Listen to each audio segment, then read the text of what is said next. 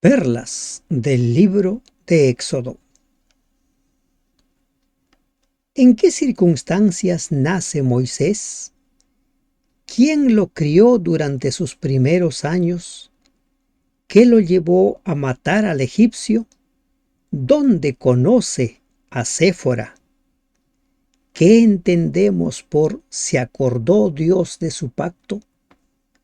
Bendito Dios que estás en los cielos, nos dirigimos a ti para rogarte que en el estudio de este capítulo 2 del libro de Éxodo, tú nos des sabiduría, nos des entendimiento.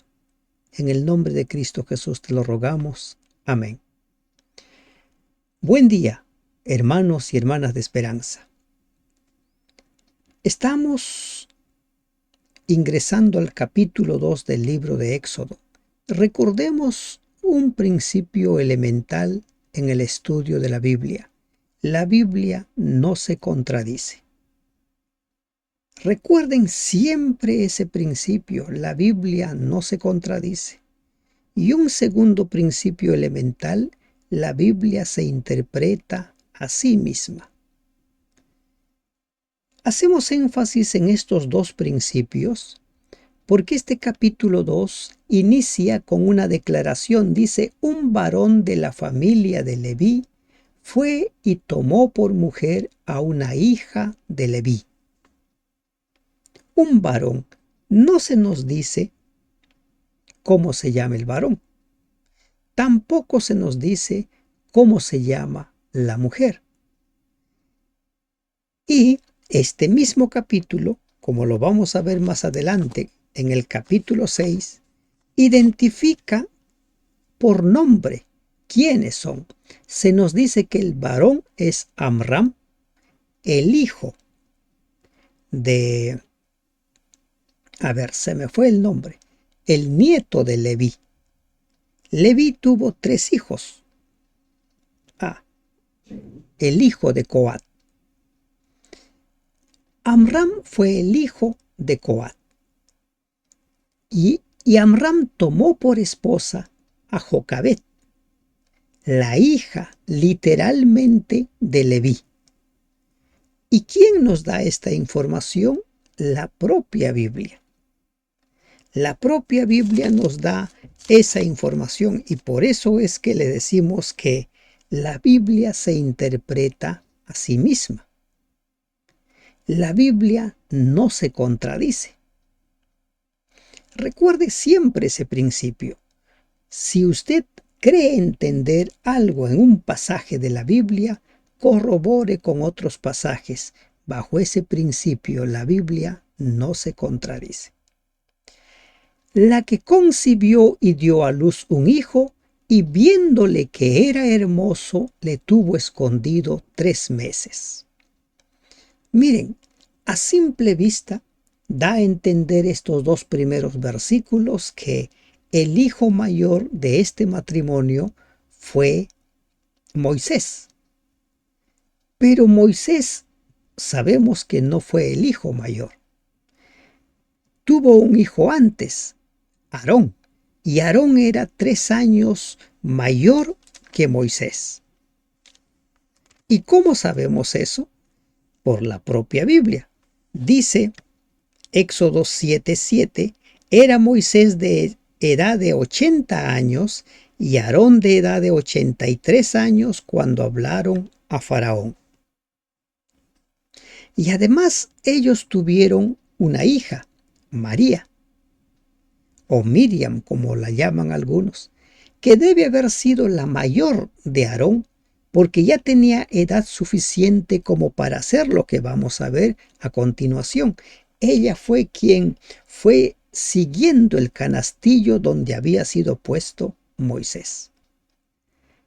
¿Se dan cuenta por qué es que debemos siempre entender la Biblia a la luz del conjunto del mensaje global?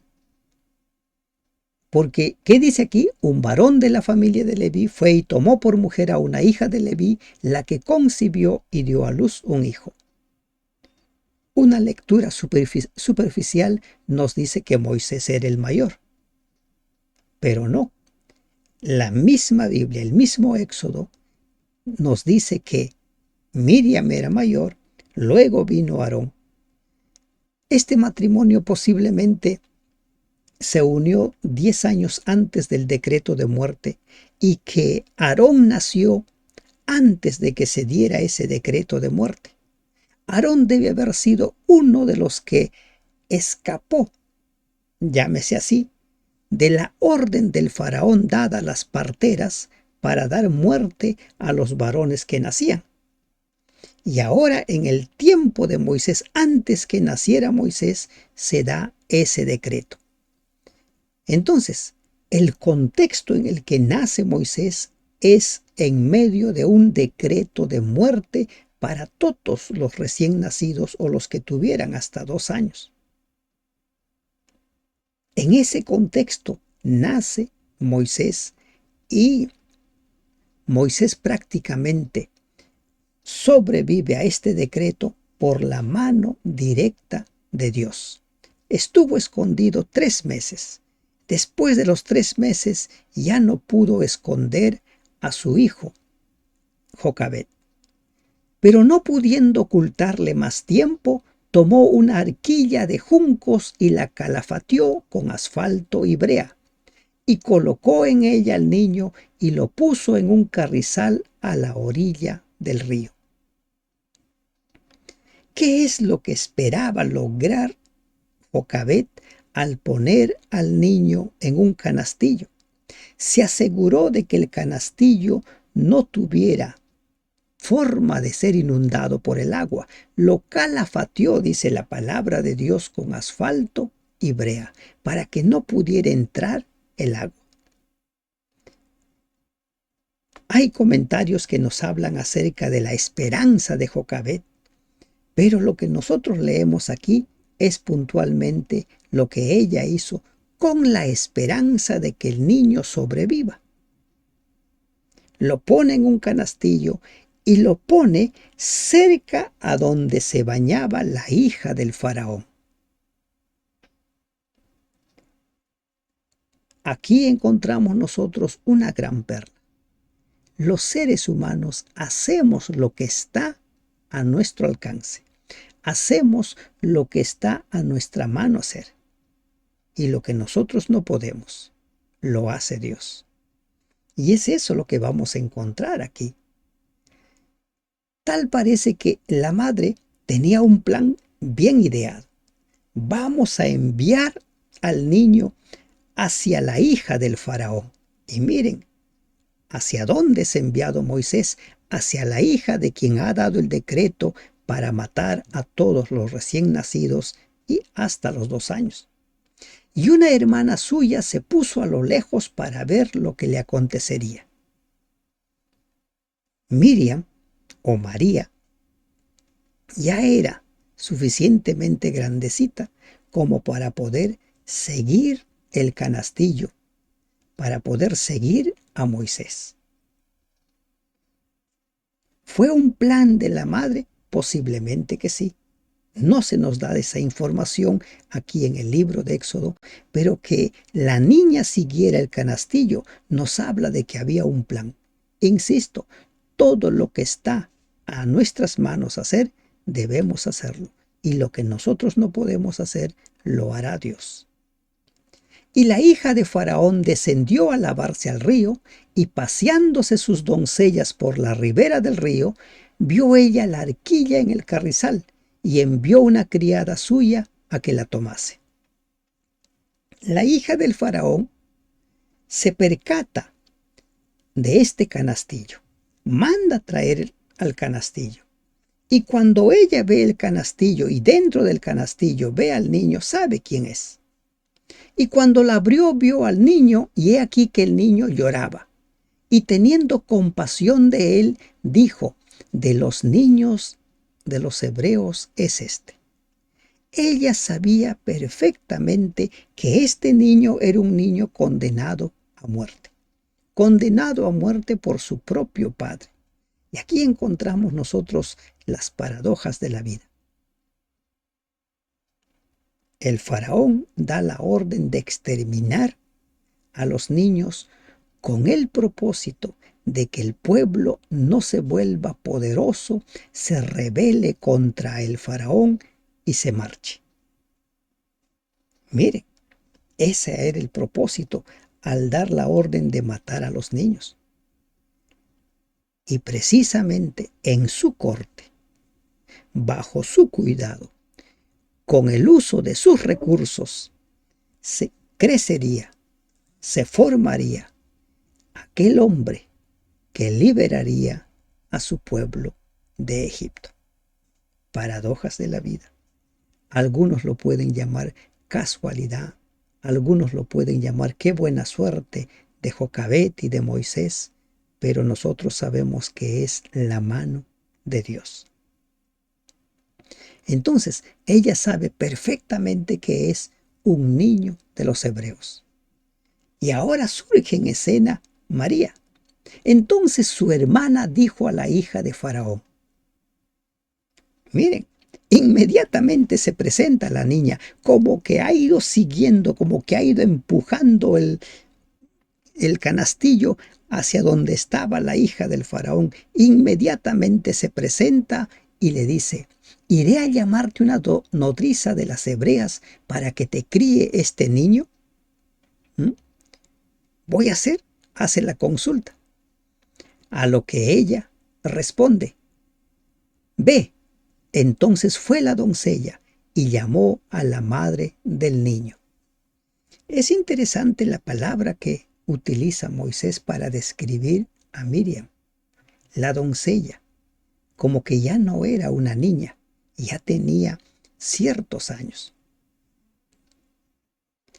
Sin duda, todo había sido arreglado por la madre. María fue ubicada cerca del lugar donde flotaba Moisés para velar por la suerte de su hermanito y probablemente había sido instruida en cuanto a qué decir en el caso de que algún egipcio encontrara al niño.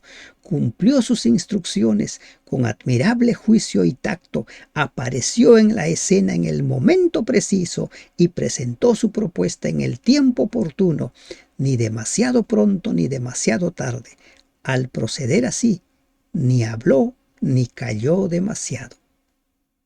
Decir las cosas, hacer las cosas en el momento oportuno es una habilidad que muy pocos han desarrollado. A veces hablamos más de la cuenta, a veces estamos en un lugar más de la cuenta, o a veces aparecemos mucho después de que debiéramos haber aparecido.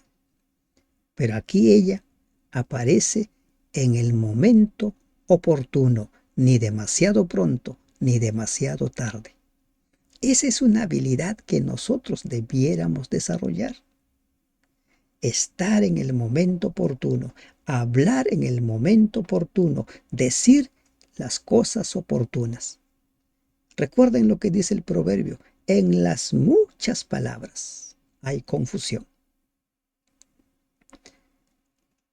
Entonces la doncella va a buscar a su madre.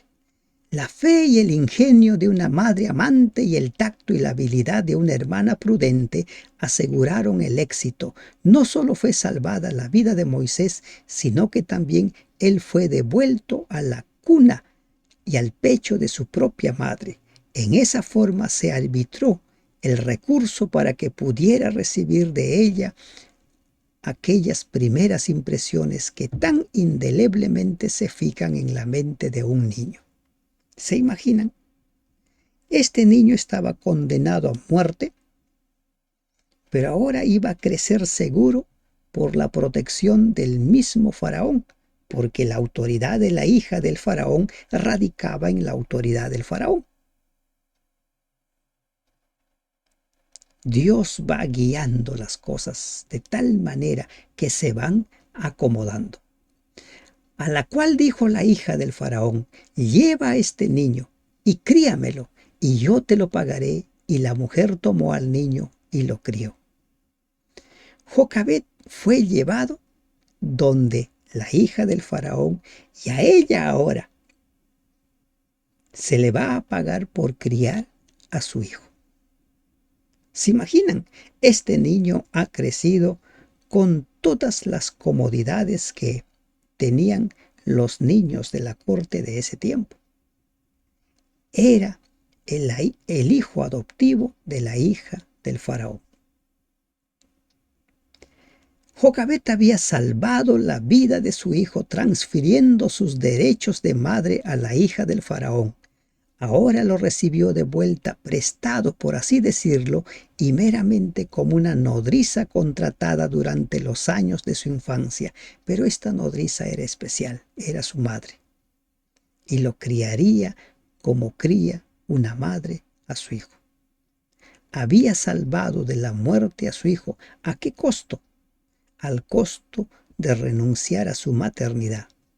Miren, hay muchas madres que renuncian a su maternidad porque simplemente no quieren tener al hijo. Hay quienes interrumpen el embarazo porque no quieren tener al hijo. Hay quienes abandonan a los hijos porque no los quieren tener. Pero esta madre renunció a su maternidad para que el niño viviera. Y posiblemente ella no imaginaba. Pero esa acción de sacrificio, esa acción estaba gestando la formación del mayor líder de la historia, el hombre que se enfrentaría al imperio en cuyo palacio creció para sacar a su pueblo, al pueblo de Dios. Y cuando el niño creció, ella lo trajo a la hija de Faraón, la cual lo prohijó, lo adoptó, y le puso por nombre Moisés, diciendo, porque de las aguas lo saqué. Moisés.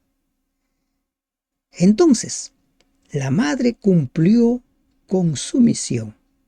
Se dice que los primeros 7, 8 años son los años decisivos para la formación de un ser humano. Eso es cierto, pero no es determinante, porque la obra transformadora de Dios puede convertir y transformar personas aún de edades muy avanzadas. Pero sí, la formación debe darse en esos primeros años. Y Jocabet cumplió con su misión. Llevó a Moisés a la corte y allí lo dejó. No sabemos cuánto tiempo dejó de ver a su hijo. El versículo 11 nos habla ya ahora de un Moisés crecido, un Moisés grande, un Moisés que tiene conciencia de quién es. En aquellos días sucedió que crecido ya Moisés, todo parece que habían pasado aproximadamente, si suponemos que Jocabet crió a su hijo los 7, 8 primeros años, unos 32 años habían pasado, porque la vida de Moisés se divide en 3 partes: 40 años en Egipto, 40 años en Madián y 40 años guiando al pueblo por el desierto rumbo a la Canaán terrenal. En total, 120 años. El registro sagrado pasa por alto, casi en silencio, los aproximadamente 30 años de la vida de Moisés. El siguiente hecho que se registra es un incidente que sucedió cuando él tenía 40 años, tal como lo menciona Hechos capítulo 7, versículo 23. Los años de su juventud fueron pasados bajo tutores reales que le impartieron toda la sabiduría de los egipcios, dice Hechos 7:22. Parte de su educación provino de los sacerdotes y parte de los comandantes del ejército.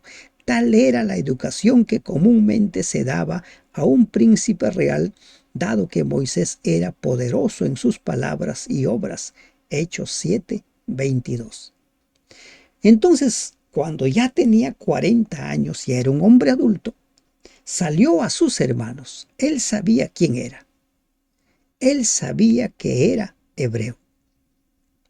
Salió a sus hermanos y observó a un egipcio que golpeaba a uno de los hebreos, sus hermanos. El énfasis que hace aquí Moisés es realmente llamativo. Salió a sus hermanos y ve que uno de sus hermanos era maltratado por un egipcio. Era probablemente uno de los comisarios mencionados en el capítulo 1, versículo 11, o uno de los supervisores empleados por ellos. Tales personas son representadas en los monumentos egipcios como armadas con largos garrotes de madera que usaban a su antojo sobre la espalda de los que ellos consideraban holgazanes.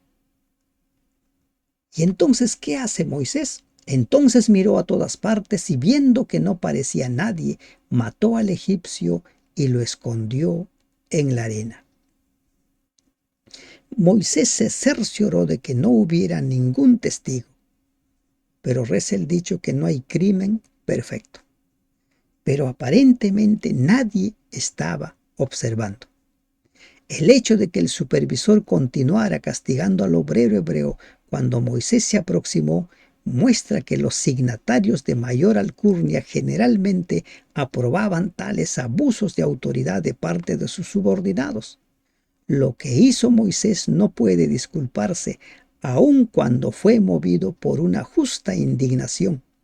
Aunque hábil militar y popular en el ejército egipcio, le faltaban ciertas cualidades de liderazgo esenciales para el servicio en la causa de Dios.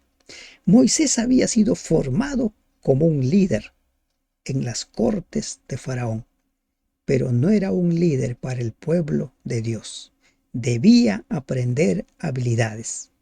Y este incidente haría que Moisés vaya a la escuela del desierto, a la escuela de Madián, donde Dios lo formaría por 40 años para convertirse en el líder del pueblo de Dios. Y aquí encontramos una gran perla. Las grandes instituciones académicas nos pueden dar sabiduría, nos pueden dar conocimiento, nos pueden dar mucha información. Pero para guiar al pueblo de Dios necesitamos sabiduría de lo alto. Para guiar al pueblo de Dios necesitamos beber de la fuente de la sabiduría de Dios. Mató al egipcio, lo escondió. Al día siguiente salió y vio a 2 hebreos que reñían. Entonces dijo al que maltrataba al otro: ¿por qué golpeas a tu prójimo? Interviene allí para calmar a sus hermanos. ¿Por qué haces esto? Entonces responde el agresor: ¿quién te ha puesto por príncipe y juez sobre nosotros?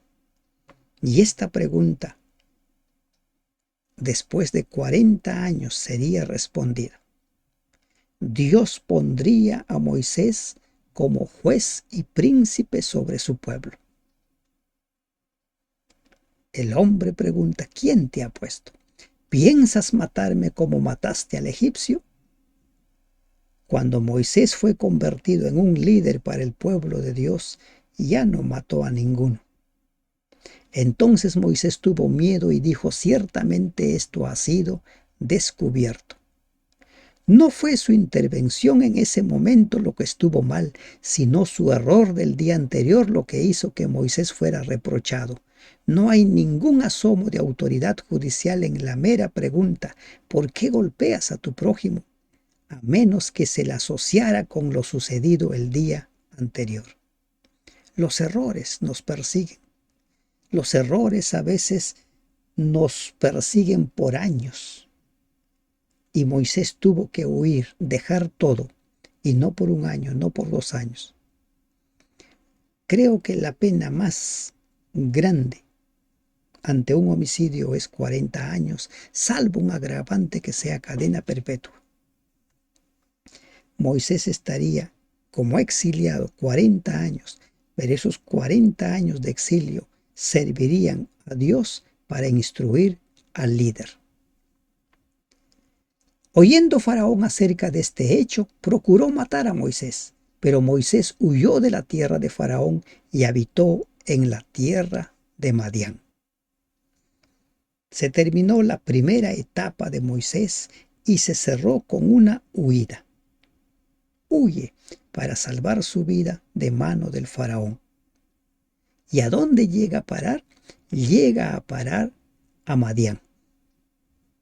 Allí en Madián pasaría sus siguientes 40 años. Imagínense, Moisés empieza su liderazgo al frente del pueblo de Dios a los 80 años. ¿Recuerdan?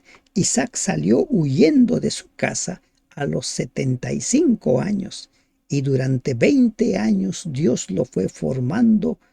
¿Qué digo Isaac a Jacob? Jacob salió de su casa a los 75 años y durante 20 años fue formado por Dios. Y sabemos nosotros en qué se convirtió Jacob.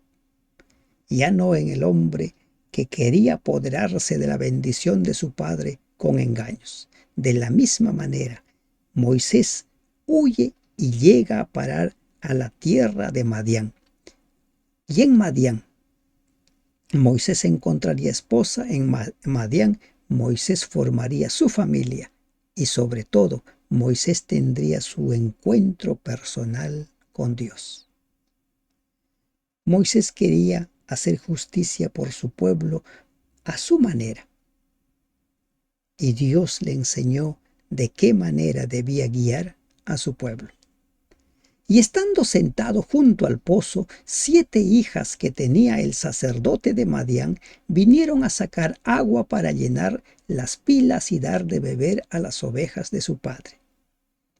Como mencionábamos en la historia de Jacob, en la historia de el siervo de Abraham que fue a buscar esposa para Isaac, tal parece que en esos tiempos los grandes encuentros se daban junto al pozo.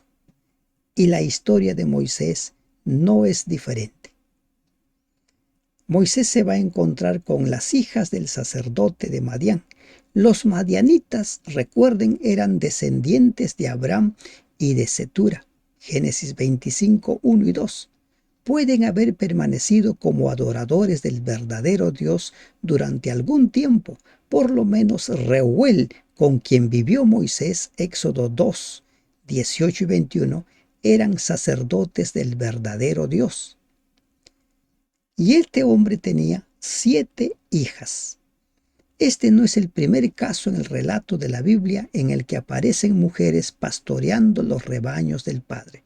Ya vimos nosotros anteriormente el caso de Raquel, que cuidaba también las ovejas de su padre. Mas los pastores vinieron y las echaron de allí. Entonces Moisés se levantó y las defendió y dio de beber a sus ovejas. Moisés se levanta como el caballero, como el valiente. Somete a los pastores que estaban impidiendo que las hijas de el sacerdote hicieran beber agua a sus ovejas. Y ese acto llamó la atención de las hijas. Y muy agradecidas estas mujeres se fueron a su casa. Y volviéndose ellas a Reuel su padre, ¿no? Ese es el nombre del sacerdote de Madián, él les dijo: ¿por qué habéis venido hoy tan pronto? Y ellas respondieron: un varón egipcio nos defendió de la mano de los pastores y también nos sacó el agua y dio de beber a las ovejas. El acto heroico, el acto valiente de Moisés es referido al Padre. Y es identificado Moisés como un egipcio, un varón egipcio. Indudablemente Moisés no había revelado su nacionalidad y posiblemente su vestimenta es lo que habló por él. El padre entonces interroga a las hijas: ¿dónde está? ¿Por qué habéis dejado a ese hombre? Llamadle para que coma. Llámenlo. Anteriormente hablamos mucho acerca de la hospitalidad. Y la hospitalidad es una cualidad, es un don que nosotros debiéramos cultivar. Debiéramos desarrollar, debiéramos siempre practicar la hospitalidad. Si bien es cierto que vivimos tiempos difíciles, tiempos en los cuales la desconfianza se ha apoderado de cada uno de nosotros, debiéramos siempre procurar de practicar la hospitalidad. Y Moisés convino en morar con aquel varón, y él dio su hija Séfora por mujer a Moisés. Moisés llega a quedarse en ese lugar. ¿Cuánto tiempo estuvo? No nos dice la palabra, pero allí Moisés se casa. ¿Con quién? Con Séfora. Con el correr del tiempo, Séfora, una de las 7 hijas de Reuel, llegó a ser la esposa de Moisés. Este nombre, que significa ave, es todavía el de muchas mujeres en el desierto de Arabia. De este matrimonio nace el primogénito, y ella le dio a luz un hijo y le puso por nombre Gersón o Gersón, porque dijo: forastero soy en tierra ajena. ¿Cuántos años tenía Moisés cuando nace su hijo mayor? Por el momento no tenemos esa información, pero va a ser muy interesante, porque cuando Moisés va a Egipto, no lleva en un primer momento a su familia. Gersón significa destierro, impulsar o arrojar hacia afuera. Moisés explicó el nombre refiriéndose a que era forastero en tierra ajena, aunque había salvado la vida, vivía en el exilio, y dio expresión a sus sentimientos de soledad y humillación cuando puso nombre a su primer hijo. Cada nombre que se ponía en ese tiempo, recuerden que tenía un significado, una razón de ser, porque forastero soy en tierra ajena. ¿Cuántos años estaba allí? Aún se sentía forastero. Prácticamente Moisés siempre había sido forastero. En la casa del faraón también era como un forastero, un advenedizo. No formaba parte de la realeza. Él era parte de los hebreos. Aquí se cierra un telón y volvemos nosotros a Egipto. Aconteció que después de muchos días murió el rey de Egipto. Muere. Esta expresión cubre un periodo de unos 40 años. Hechos 7:30. Aquí ya nosotros nos encontramos con un Moisés de 80 años. Murió el rey, y los hijos de Israel gemían a causa de la servidumbre y clamaron, y subió a Dios el clamor de ellos con motivo de su servidumbre. Tutmosis III, de quien Moisés había huido, murió por el año 1450 a.C., después de haber reinado solo 32 años, los que a su vez habían sido precedidos por una corregencia con Hatshepsut, que duró posiblemente 22 años. Ahora los hijos de Dios empiezan a clamar, y el clamor llega a oídos de Dios. Y oyó Dios el gemido de ellos, y se acordó de su pacto con Abraham, Isaac y Jacob. Se acordó. En la versión, la Nueva Traducción Viviente, dice: y había llegado el momento de actuar. Cuando nosotros leemos y se acordó, lo que estamos leyendo es: y ha llegado el tiempo. Así como cuando Noé está en el arca, dice: y se acordó Dios de Noé y de todos los que estaban en el arca. Había llegado el tiempo de que salgan del arca.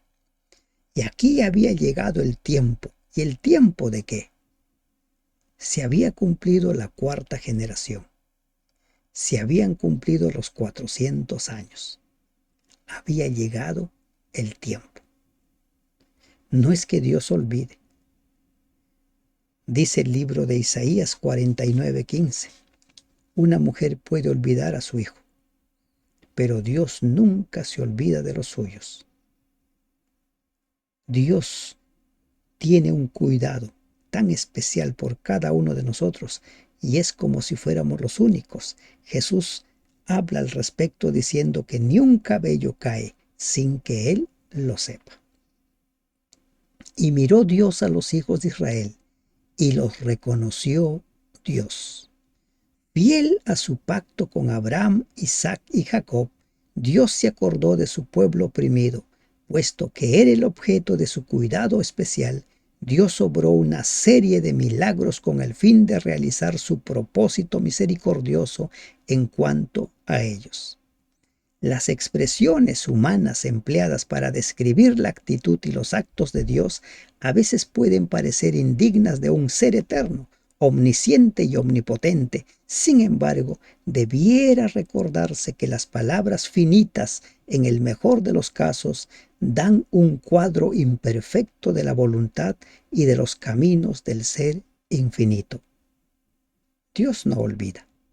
Cada vez que usted lea una expresión "y se acordó Dios", implica que ha llegado el tiempo de actuar, que ha llegado el tiempo de redimir. Se acordó, también se dirá de su pueblo en el tiempo del fin, y habrá llegado el tiempo en que Cristo venga por segunda vez. Lo que continúa es el llamado de Moisés para cumplir la misión. Han pasado 40 años, Dios ha preparado a Moisés para convertirse en el líder de su pueblo. Él aún no lo sabe, pero ya lo descubrirá. Ese es el tema que nos toca el día de mañana. Que Dios te bendiga. Amén.